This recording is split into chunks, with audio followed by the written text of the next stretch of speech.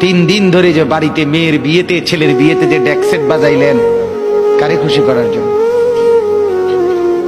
হ্যাঁ, 1 লক্ষ টাকার গেট, এরপরে গায়ে হলুদের এই নগ্ন অনুষ্ঠান কার জন্য করলেন? বেড়া বেড়ি সব যুবক যুবতী সব একই মাইক্রো প্রাইভেট কারের ভিতরে যাতাযাতি করে বহাইয়া একখান থেকে একখানে নিলেন কার জন্য?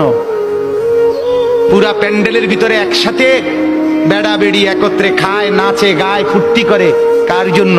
শুধু সমাজ, সোসাইটি, পরিবেশ, সোসাইটি মেনটেন করছেন, সমাজ মেনটেন করছেন।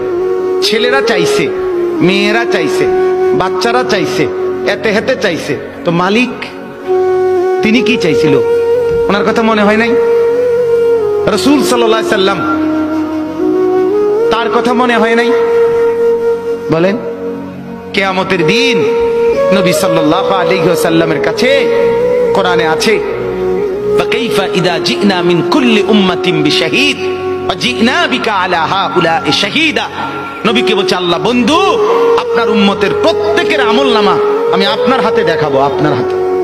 আবেগে আজ যাকে আপনি সত্যিকারে আপন ভাবছেন, তাকে খুশি করতে গিয়ে স্রষ্টাকে বেজার করছেন, ইহা সবচেয়ে বড় মূর্খতা আর বোকামি ছাড়া আর কিচ্ছু নয়। দেখুন, আজ যাকে আপনি সত্যিকারে আপন ভাবছেন, সে সব সময় আপনার পাশে থাকতে পারবে না, সব বিপদে সে এগিয়ে আসতে পারবে না। দিন শেষে আপনি আপনার আর আপনার আপন বলতে একমাত্র স্রষ্টা। দেখুন, আপনি যতই তার বিরোধিতা করছেন, সে কখনো আপনাকে ছেড়ে যাননি, আপনার প্রতি বিরূপ হননি। হ্যাঁ, হঠাৎ করে যদি আপনি রঙের এই দুনিয়া ছেড়ে চলে যান, হয়তোবা মায়া আর মমতার ছলে আপনার প্রিয়জনরা আপনাকে স্মরণ করবে, তারপরে চিরকালের জন্য আপনাকে ভুলে যাবে। ওই অন্ধকার একাকিত্বে আপনার আপন বলতে একমাত্র স্রষ্টা।